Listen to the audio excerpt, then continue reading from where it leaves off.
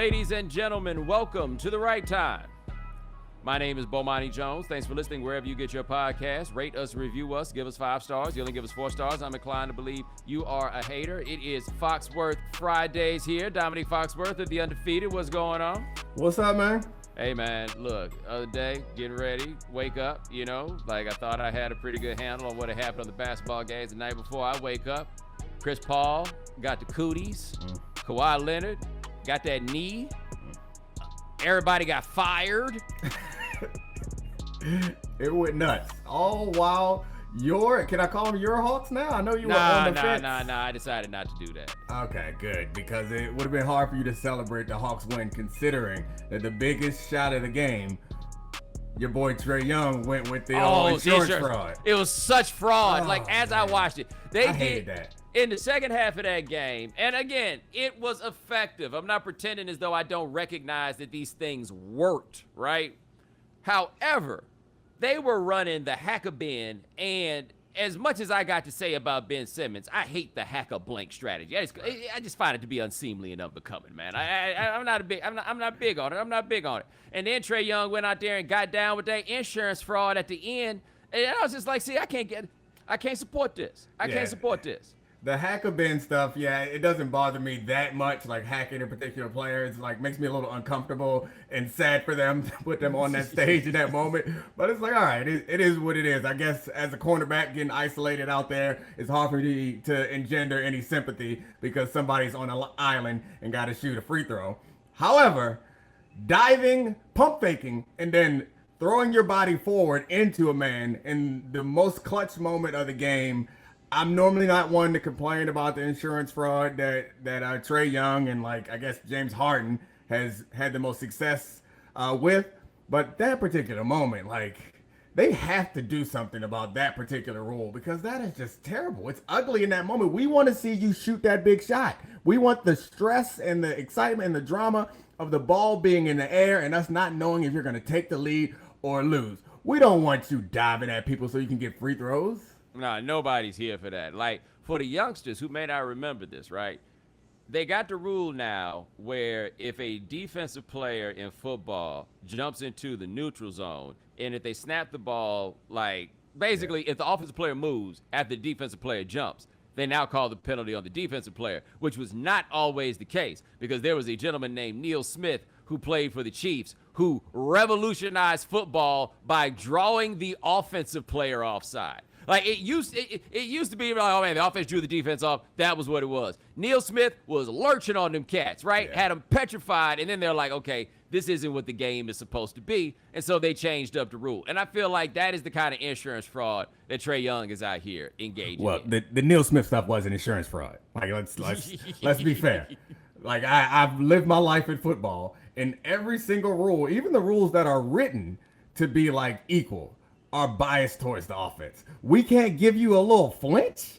We don't get nothing. We get a flinch, they take it away. I'm just saying that every rule in the insurance game is designed to help the insurance company also, right? That's it does not mean that when we engage in insurance fraud, that's fine. that it is not a measure of insurance fraud. But no, they have to flip it up. I think this postseason is going to be a bit of an inflection point for the NBA. For them just kind of go back and look at a bunch of stuff, right? Because I think a lot of things have been laid bare about what the game has become and what is functionally not good about it and what is ultimately not that entertaining.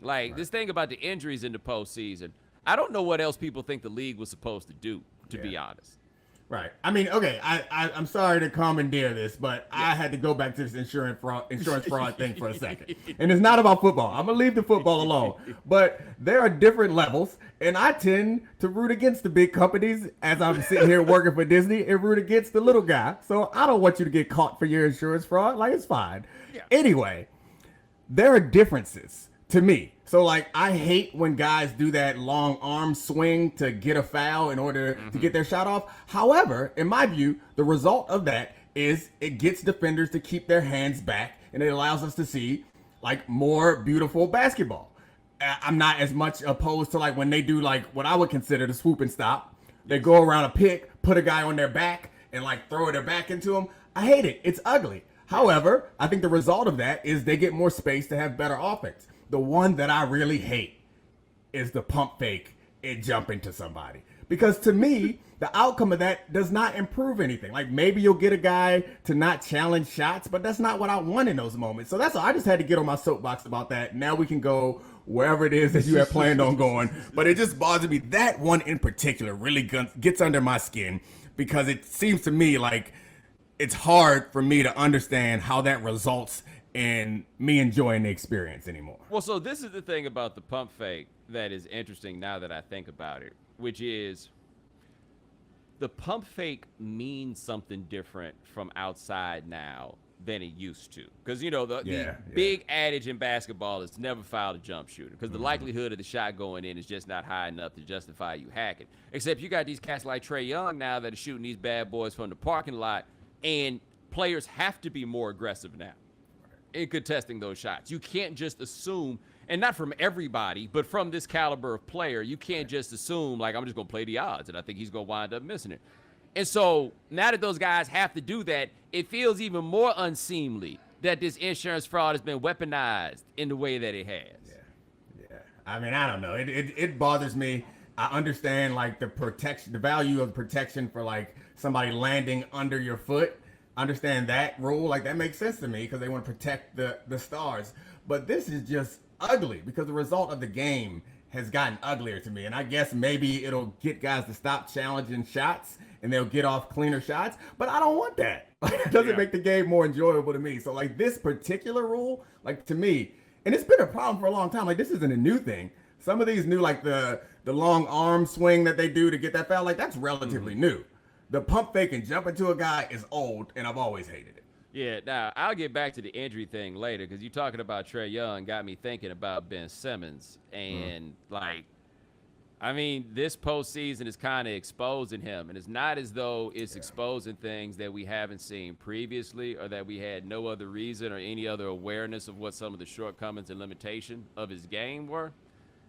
However, like, put him next to Trae Young, for example. If you were to ask me going into this postseason, which one of them was a better player, I would tell you unequivocally that it was Ben Simmons. Wouldn't have thought twice. And if you ask me now which of them is a better player, I probably still say Ben Simmons. Like, that's part of why watching him is so frustrating, is because he is a better player / should be a better player, except what Trae Young got that Ben Simmons doesn't have is right here. Yeah. It's right here in the cabeza. Because Ben Simmons is shook. Shook, I tell you, shook. Trae Young, never shook. Ben Simmons, whenever they run the HackaBin, like when they used to run like Hack-a-Shack or the Dwight Howard hacks or DeAndre Jordan, them dudes might go up there and miss them free throws, but at least they didn't look like they was about to piss on themselves. Right, like Ben Simmons, every time he goes to the line, he looks like, can I get there in time? Can I get there in time? Can I get there in time? Like Ben Simmons, like looks like he's running to the free throw line and already trying to undo his belt so that he does not. Too late, just all over myself. It's so hard to measure the impact on the rest of the team psychologically. Like I think that's one thing that might go unnoticed because your point about Shaq is a good one because Shaq. His free throw percentage, not much better than Ben Simmons in clutch situations. But Shaq felt like a leader. He felt like a guy that wasn't scared of the moment. And I think that is something that permeates when it's your best player or one of your best players. Because obviously Embiid is the best player on the team. Like there has an impact. And I think you and I are people who like bristle at the idea of momentum in a game. But I think that what I do believe is real is there are psychological swings. And I guess that's what you would call momentum. Those impacts happen. And when you have Trae Young on your team, like I can imagine feeling confident when your guy is out there irrationally confident. Like that feels good to if that's your leader. And if one of your leaders is out there trying to get to the bathroom in time, like it's hard not to have what happened in that last game happen to your team. Yeah, well, it is, like I think there's a value in a particular type of guy. So like Donovan Mitchell, for example. I'm not as wild about Donovan Mitchell as a lot of other people are. Like I saw something interesting where, not really interesting, but somebody hit me up and was like, how did Rudy Gobert get a second place MVP vote? And the answer was very simple. he's the best player on what was the best team in the NBA in the regular season. And so what you're going to have is a bunch of people that bristle at the idea of Rudy Gobert being the best player on that team. But he was like the best player on that team, kind of like Ben Wallace was the best player on some of those Pistons teams. He's just that dominant of a defensive player. But Donovan Mitchell, whatever weaknesses he happens to have in his game, and I'm not wild about these dudes who really just come out here and all they got for you really is getting buckets, but if it's a 6-0 run against Utah, Donovan Mitchell can stop that from being an 8-0 run or stop that from being a 9-0 run simply by saying, hey, man, let me get that. Give me the rock. I'm going to go get a bucket, right? Yeah. It might be a 3. I might get to the rack, but I'm going to go get us a bucket. And every team has to have at least one dude like that. Devin Booker, who I'm not as wild about as a lot of other people are. However, especially in the presence of Chris Paul, to handle all the, grown-up stuff and keeping things in line. Oh, we need a bucket right quick? All right, cool. Let me get that for you. The Sixers, you got to have one of those guys that's not a big man because Embiid requires some other people to come get him the ball and everything else. And sometimes, with Embiid, we've seen it. Like, get me the ball in the post and I'll muscle you dudes. But your big man can't be the only guy who can do that. And the Sixers don't have that guy. They got 2 dudes making $30-something million a year, and neither one of them you can count on to be like, all right, hold up, fellas. Yeah. I'm going to take care of this. And Tobias Harris, I mean, my thing with Tobias Harris is, why'd you give him $30 million? Like, he is the dude. This is the dude that he has always been. Right. With Simmons, though, this was supposed to be different. Yeah. This was supposed to be a superstar caliber of player. And he's out there shook. Yeah. I mean, I think your point about somebody go out there and get a bucket is important. We always think about this, or modern thought, I think we consider this a wings league. But previously, like when I was growing up, we were like, man, it's a big man's league. Right. And then Jordan was like the aberration. But I kind of feel like it's always been a wings league. Like when you come down to those big moments, you need somebody.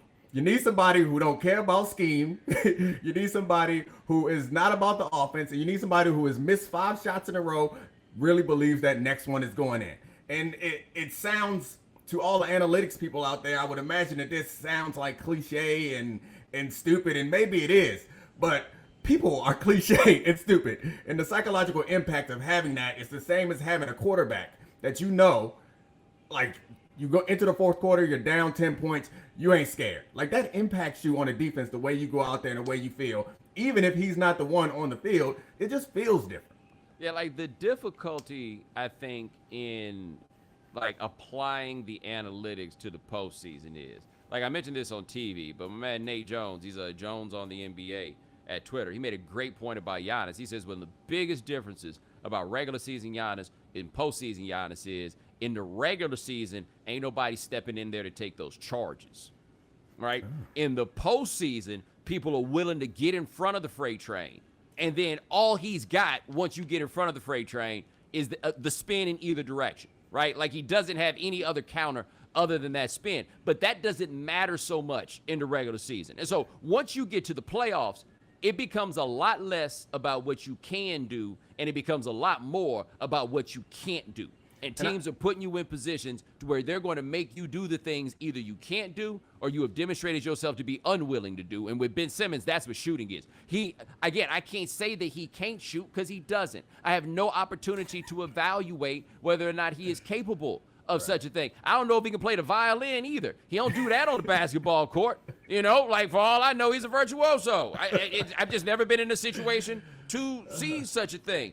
And so you can take these large, and I like the numbers, but we can take what we get out of the 82 game sample, and it turns into something different in the smaller ones. So their guys, Rudy Gobert again comes up as an example here. He is an advanced stats monster in the regular season. In the postseason, pretty good. Like, his counting stats stay about the same, but the advanced stuff that's supposed to pick up all those things that your eye might not capture, those kind of go down. Nikola Jokic, his first postseason, he was maybe the best player in the playoffs. The last 2, he's been a very good player, but he hasn't been a player like on those levels, because whatever your team can't do, that's what you're about to be forced and put into a position to have to deal with. And with Ben Simmons, they're like, you can't shoot free throws? Well, now we're going to make you do that. How about it?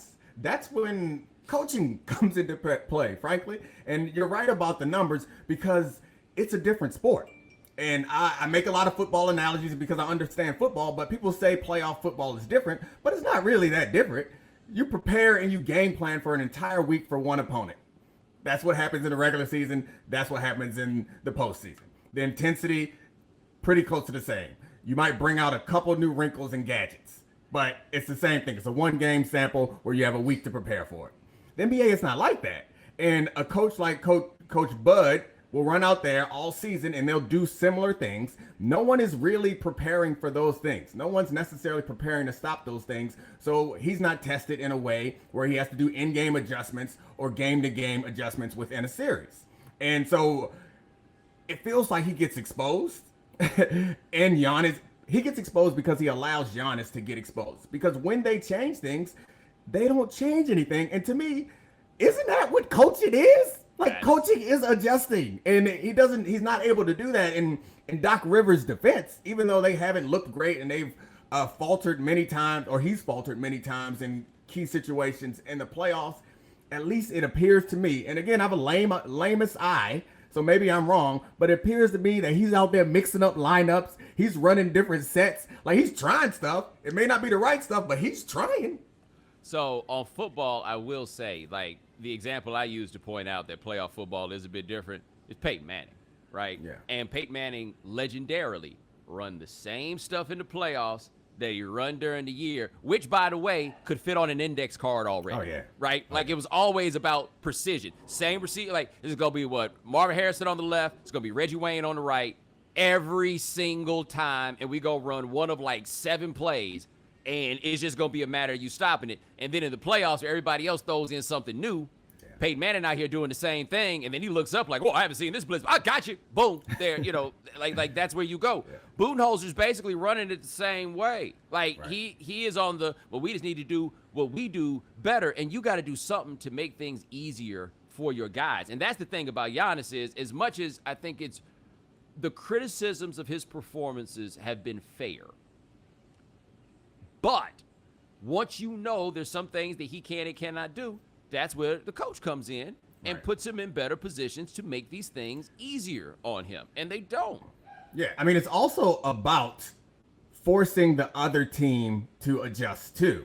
So, like, it always feels like they're in a defensive posture. And it's like, I think links with your Peyton Manning point is Peyton Manning, the way that he liked to play was he liked to react to what you were doing. That's what made him so deadly, because he could figure out what defense you were in, and then he would pick one of the 5 concepts that they have, because there aren't that many concepts in football. One of the 5 concepts, he would pick the one that attacked the weakness of the defense that you were in. But if you were able to switch it up and he didn't know what was coming, like, it would take him a series or 2 to figure that out. And then once he got there, you go do something different. And then it would take him a series or 2. And as long as you're scoring on offense, next thing you know, you got a 14-point lead in the 4th quarter and you're in a good situation. The same thing to me feels like it's happening because for the Bucks, because the other team doesn't have to adjust. Their coaches aren't on the sideline thinking, how are we going to adjust to this new way that they're attacking, which allows them to kind of go in the lab.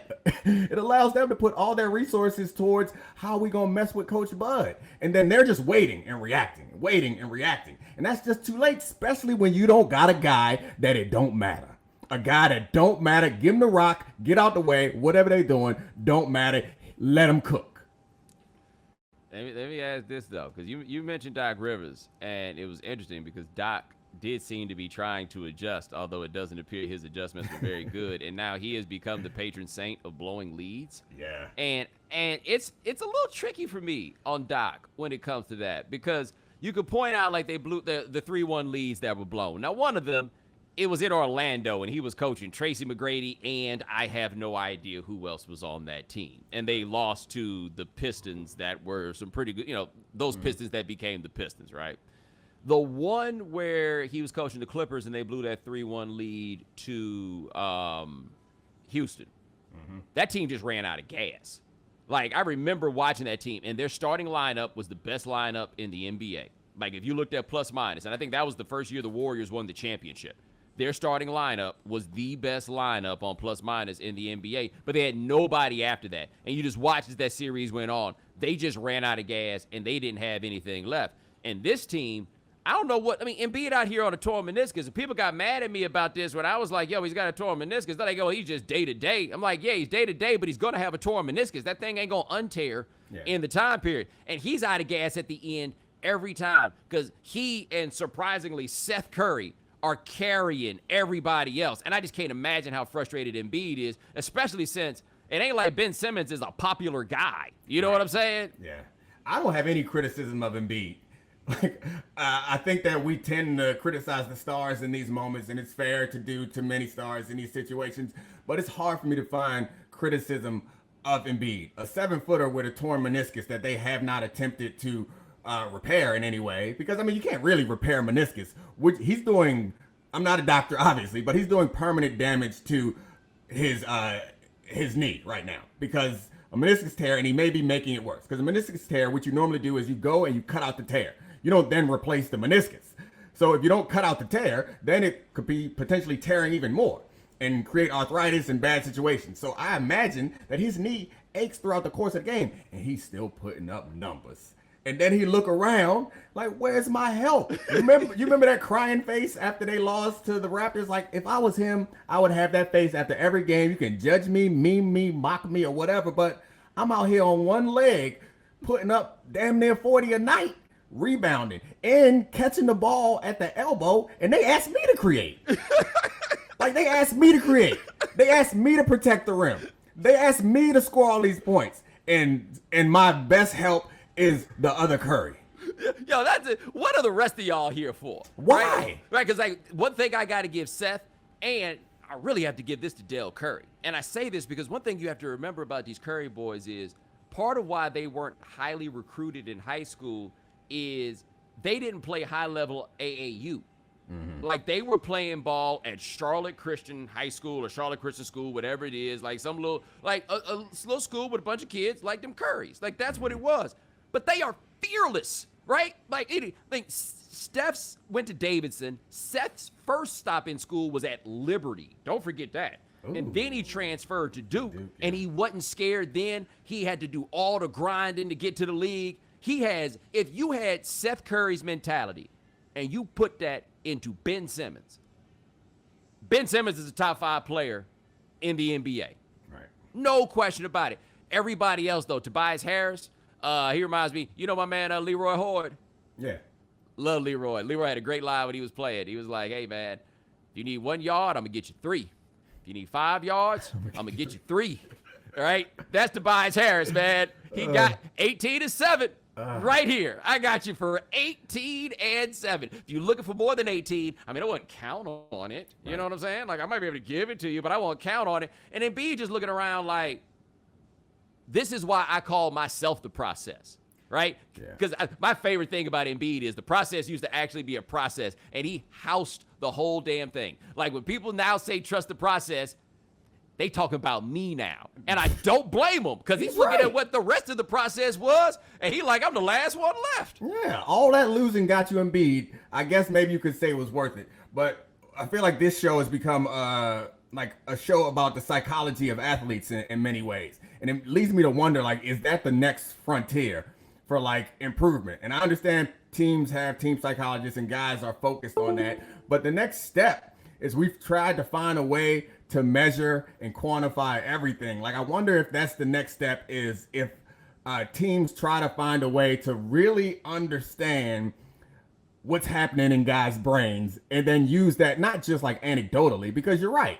The things that we see, the fearlessness that we see in players that we love is great for certain players. And then some players, it's the reason why they stink because you don't have the skill level. So like a good role player is not only a guy who is not quite good enough to be a star, it's a guy who recognizes that he's not quite good enough to be a star. And I imagine that there's some mental makeup that fits that mold, and that's a hard thing to measure. You don't know that about players necessarily. I wonder what's worse, trying to carry like a bum or bums, or like the guy who doesn't realize he's a bum. Or I guess the worst would be having to carry a bum who does not know that he is a bum, because that has to be like trying to carry a child that keep on flailing and throwing elbows. You know what I'm saying? Because I still got to carry you. Like, I still have to do this, and you out here messing it up. Yeah, I feel like I like where you started with that analogy, but I'm going to take us to the pool, because that's where it feels like it's more apt. Because, like, say somebody is struggling in the deep end, and you go grab them, and they start flailing. Like, a couple of them swings and kicks might propel us in the right direction. A couple of them, too, might drag us down. Just give me a limp body so I know what I'm dealing with. So, like, if you know you a bum, when we get to the fourth quarter, 5 minutes left, go stand in the corner. Like, that's what you do. Don't come up here asking for the ball, waving off screens. Like, nah, that ain't what you're here for. Go be a limp body so I can drag us to shore, please. This is the story of just about every star football player in high school. Because it's 10 of them. It's 10 of them. Yeah. And I mean, I was a star football player at my high school, and people recognized the hierarchy. Like, when it was time, it was time. They looked at me and they was like, let's go. If I failed, then they was like, man, we just wasn't going to do it today. Yeah. We were down to a team that was worse than us, and it was a surprising thing, but they like game plan around stopping me, and they slowed me down. And then the last 8 plays of our game-winning drive, the coach called the same play. It was back before I played quarterback. I was a junior. He just handed me the ball. It was a straightforward dive. It's like, go ahead. We're going to do this 8 times in a row.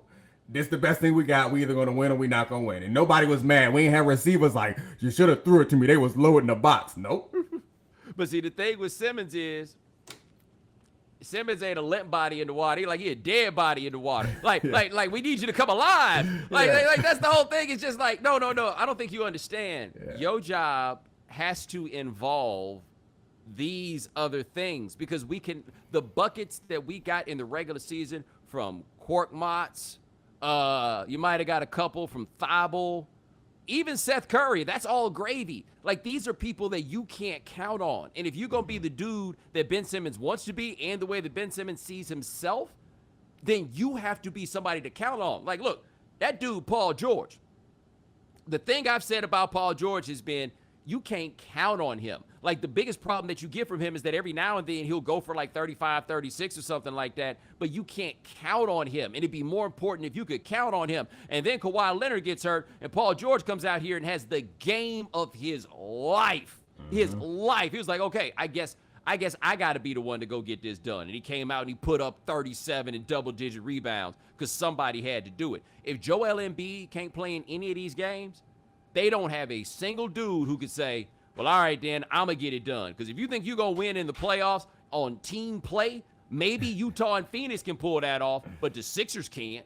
Yeah, I mean, I don't even know that Utah and Phoenix are doing that. Because, I mean, without Conley, I feel like the answer in Utah is obviously Mitchell. At some point, he's like, I'm going to get it done. And the answer in Phoenix, you already talked about it. It's like Devin Booker can do that. And honestly, Chris Paul, maybe he's not the scorer, but he controls the game. So it looks like team play, but it's really Chris Paul putting guys in the right position. Yeah, but that's you got to have another guy that people can count on. Like, I'm trying to think of championship teams that didn't have a second guy that you could, like, legitimately count on. Maybe those Mavericks would count as that.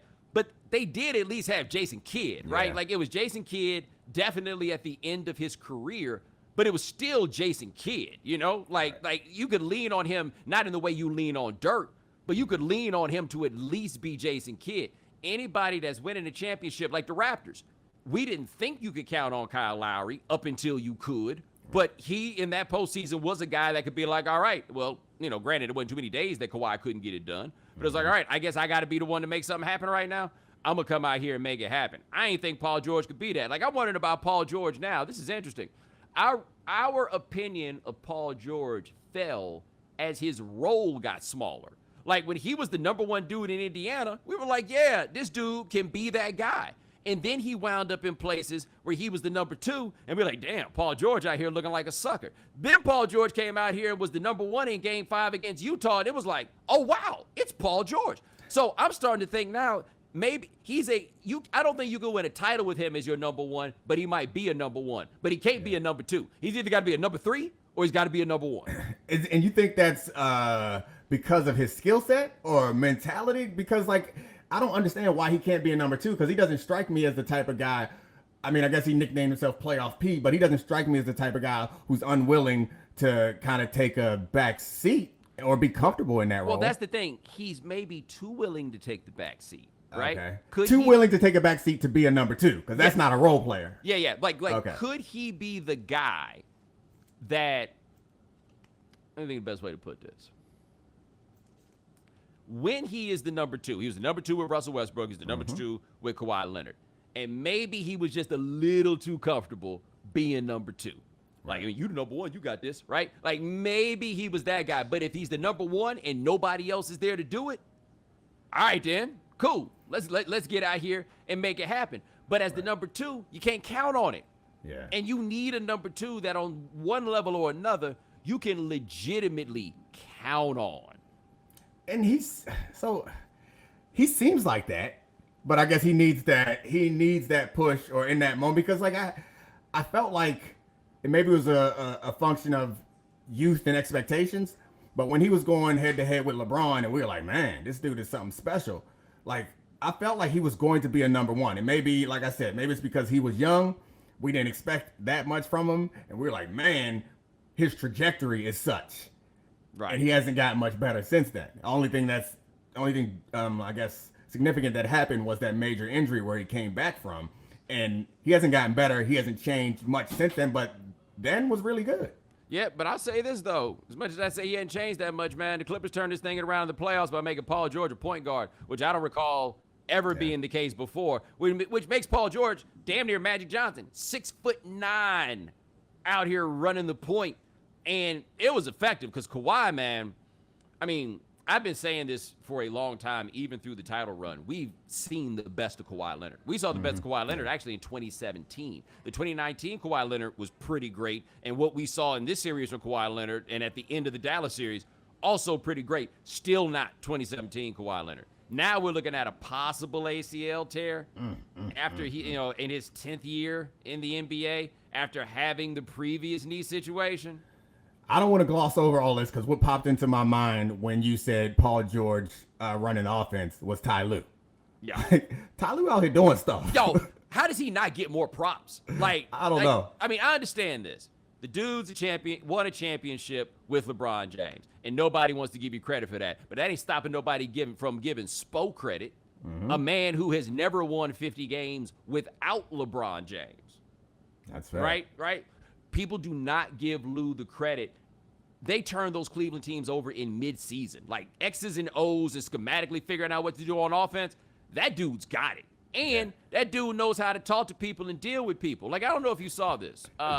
Peter Vezzi sent out a tweet. I'm glad somebody sent it to me because Peter Vezzi blocked me. And I wasn't even being mean to him, but he blocked me. But anyway, Peter Vezzi made a point, and he said that the coaches that he went out of his way to give the most hell were the coaches that would trash their own players to him off the record. And he mentioned one example, and it was Doc Rivers. That was the one guy he pointed to as someone who did that, and it was Doc Rivers. Ty Lue is not that, right? Yeah. Like Doc's rap from people I've talked to is he's a bit passive aggressive. That ain't Ty Lue. Ty Lue is a sub 6 foot professional athlete. Like they are aggressive. That's how they gotten everything. That every morsel of food they've eaten as adults has come in that way. And so you ain't hearing about that stuff about like Kawhi showing up late all the time and Paul George thinking it was a different game for him and everybody else. We ain't hearing about that stuff this year. They don't look like that set of guys this year. And that's because they got a better coach. Chauncey Billups, apparently on the bench, has been a great addition for them. And by the way, at a time where black coaches in the NBA are getting a little harder to find. Yeah.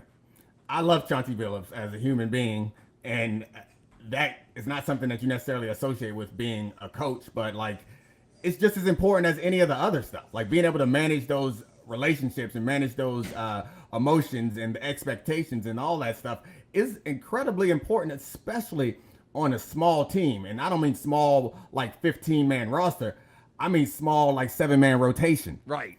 Like that is so important. And then to complement that with the ability to change, try new things, have different ideas, attack the right things, like that goes a long way for a coach. And I think it's hard for us because we want to focus so much on what's happening on the results and what's happening on the court. If they won, they're a good coach. If they win 50 plus games a year, must be a good coach. But this other stuff is so important. The social dynamics, like that's what we saw playing out in Dallas, is the off-court social dynamics have fallen apart. And it's hard to argue that didn't have some impact on the team and will have impact for years to come. And having executives and coaches and players who understand that and manage that is hugely important. This Father's Day, give the father figure in your life the gift of natural relief of muscle tension, aches, and soreness caused by everyday stress and strain with Theragun. Theragun's the handheld percussive therapy device that releases your deepest muscle tension using a scientifically calibrated combo of depth, speed, and power. And it's as quiet as an electric toothbrush. Whether you want to treat your muscle tension from working out, an injury, or just the stresses of everyday life, there's no substitute for the Theragun Gen 4. I love to use Theragun after a tough leg workout. The day afterward starts feeling a little bit tight. That is the best feeling in the world for me, and I bet you'll feel the same way too. Theragun is trusted by 250 professional sports teams like Real Madrid and elite athletes like Paul George, DeAndre Hopkins, Maria Sharapova, hundreds of thousands of customers, and me. Now until Father's Day, purchase any Theragun Pro and receive a free Wave Solo. That's a $79 value with powerful vibration and pressure for targeted areas like your heat and hip flexors for free. Stress less with Theragun's 30-day money-back guarantee by going to therabody.com/Bomani. Therabody.com/Bomani. Commercial support for this podcast is provided by BetterHelp. In May's Mental Health Awareness Month and throughout June, The Right Time is proud to join the cause of destigmatizing therapy. If you're struggling with relationships or having difficulty sleeping or difficulty meeting your goals, if you're feeling anxious or stressed, BetterHelp counselors can listen and help. BetterHelp will assess your needs and match you with your own licensed professional. It's not a crisis line. It's not self-help.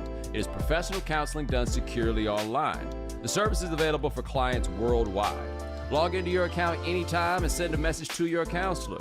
You can schedule weekly video, phone, or even live chat sessions.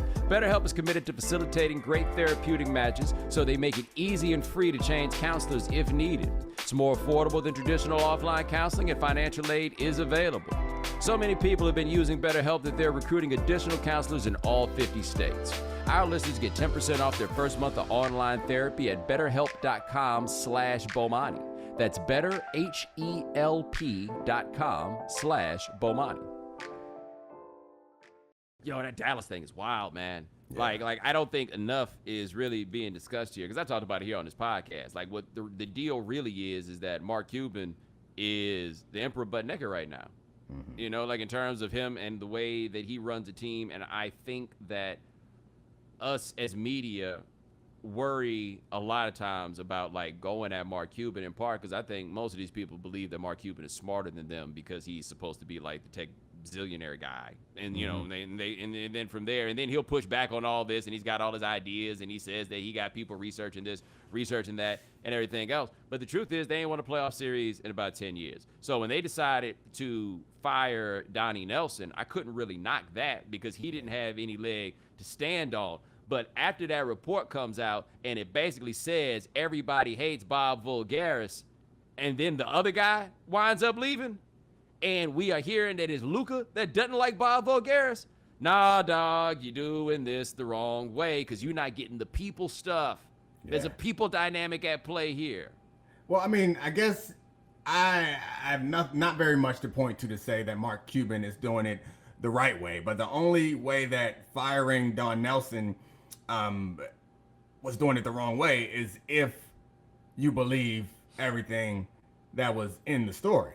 And I imagine that it's not that hard for Don Nelson, who's been around the league for a long time. It's not that hard for him, and no one's reported that he was the source, but it's probably not that hard for him to create a story like this and find enough people to corroborate it and plant the story. So I'm just saying, in this situation, we got to believe Mark Cuban or Don Nelson. I'm not sure who to believe in that situation, but I agree you're doing it wrong if everything in the story is true.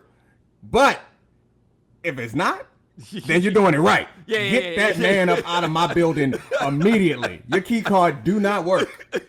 See, the thing for me was, maybe it's Don Nelson, maybe it's Luka's people. There seemed to be a lot of people invested in trying to get Bob up out of there. And I don't really know Bob. Like, I used to tweet with Bob every now and then. He'd come on Dan's radio show sometimes when I was in over there. But I always thought that Bob was a fascinating case in this sense, that he has the stakes that Bob has played the game at as a gambler are actually much higher than the stakes for the people who doing this on guaranteed contracts and working in front offices. Like, Bob's on some I eat what I kill type thing and had to go in and figure out what are the determinants of winning? What should I look for in this? And then boom, go get it. So it was always to me like a fascinating experiment, the idea that somebody that's been playing almost a harder game, what it would be if that person ran a team. But the part of that story that hit me though was, apparently Bob's sitting across from the bench and he's got his laptop out, and I thought that detail was interesting because they just trying to call Bob a nerd. Like, I mean, he's doing his job. He would have a laptop. But him looking at Luka and telling him to calm down, and Luka telling him, don't tell me to calm down. See, that's where the numbers people and the dorks get in trouble. Like, I don't know how familiar you are with John Hollinger. Mm-hmm. I can't stand his work. And I'll just tell you why, because I just think he's just so ridiculously mean and unnecessarily mean to back. Like, it's so much harder to get him to say anything good about any of these players. And then he wound up getting that job in Memphis. And Lionel Hollins hated him. Woj had a story once that while something happened in his practice, and John Hollins had somebody to throw him the ball so he could shoot a jumper. And Lionel Hollins told him to get the hell out of there. And it like turned into a thing because this is a people business. Yeah. Right? Like, all your observations and all your metrics and everything else, that stuff matters until it doesn't. And that's the thing about I think about the playoffs too. The playoffs are people time. I don't know anything. I mean, I don't know Bob Voulgaris at all, or Rallo Bob Voulgaris at all, but I suspect that I agree with you. The stakes are probably higher as a gambler than as a front office member. However, as a gambler, you could bet on whatever you want. So essentially, you can pick whatever players you want. You just got to find out the metrics that make it so that over the course of a season, you're going to win. In this, there's so many other factors, and those unpredictable factors are people. And so like that's how someone could get in trouble, and he may know the perfect lineup to put around Luka. But that don't mean you can do it. This ain't fantasy. So like there's a disconnect there in understanding that the skill that you need to be good at what he was doing before, it's part of the skill that you need to be good at this job, but it's only part. And half might be being generous for how important that is. That's a great point. The gambler's a rolling stone, right? Yeah. Gambler ain't got to stay the night. You know what I'm saying? Gambler ain't waking up to get out before the kids leave. No, right. The gambler like hit it and quit it, right? Right? Either it went good or not. I don't know, but peace out. That's where it's gonna go. Now he might be great for that one night. Yeah. However, when it comes to everything else, keeping the roof over the head, getting the kids to school on time, all that, he ain't got those skills. All our losers were just a charade, and all our reasons start to fade, right? Like, but now he has to stick around. And the lineup thing is interesting because this is a big thing in baseball now, which is the front office sending down lineups. And this is a thing that has come up at different stops with basketball teams, is front offices sending down lineups because they've run the numbers and it says this, that, and the third or whatever. But the problem with that is it undermines the head coach, right? Because that was the other thing. Carlisle could have very easily been a guy that came and dimed out for that story. Exactly. Because one of the things I thought was interesting in that story by Tim Cato of The Athletic about the Mavericks was the idea that players like, I'm doing everything you told me to do, and now I'm not playing. And that tells me that the front office is deciding who gets to play. And then once that happens, man, ain't nobody listening to the coach. Yeah. And the difference in baseball and basketball is baseball is an individual sport. You know, basketball is an interconnected sport. So it's a little different trying to hand those things down. Like, I think the numbers can absolutely tell you who should be playing, where they should be playing, and all that stuff in baseball, because the interaction is lessened. That's not true in basketball. And again, all this affects the team dynamics, which the coach needs to manage. So I can't imagine what it must be like when you're managing team dynamics and who to start, who to sit, what sets to run, when to run them, who to bring off the bench, and then what moments. Like, all that stuff matters.